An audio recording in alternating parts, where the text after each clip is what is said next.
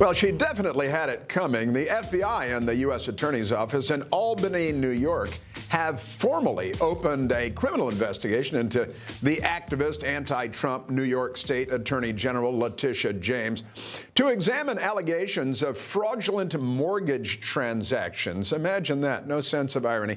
The investigation, first reported by the Times-Union, comes after a criminal referral that was sent last month by Federal Housing Finance Agency Director William Pulte to the Department of Justice with accusations that Tish, they like to call her Tish, committed mortgage fraud by falsifying records to get more favorable loan terms. I think she's accused other people of doing that, including claiming in 2023 that a single-family home in Norfolk, Virginia was her primary residence and where she lived, even though her position as New York Attorney General actually legally requires her to live in the state of New York. How about that? And that Letitia James had listed a Brooklyn property in New York, quite the slumlord is she, that she owns. She listed it having 4 units instead of having 5 units, which it does, in order to get better interest rates. That is pretty good stuff. And she's, she loves this. The law applies to everybody stuff, right, Foldy?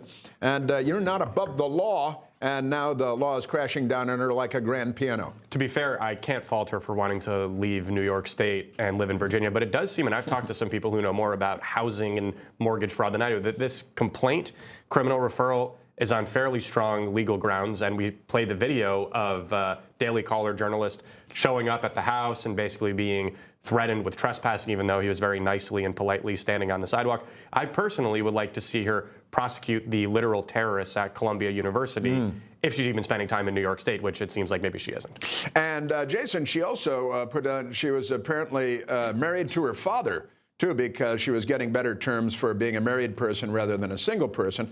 And the person she put down as her husband, similar last name, turned out to be her father. So, yeah, I mean, we'll see what happens.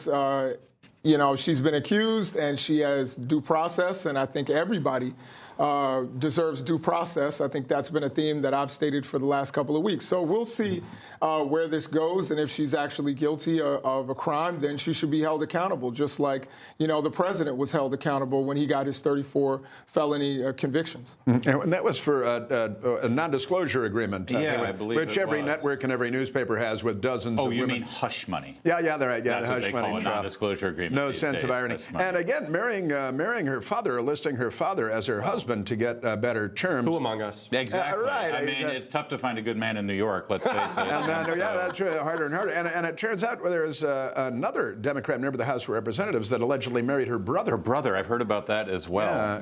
But that was just to it's all in the family. That was to dodge immigration law. The only real shocking thing about this story, because really an entrenched elected official in New York is guilty of some kind of corruption. Yeah.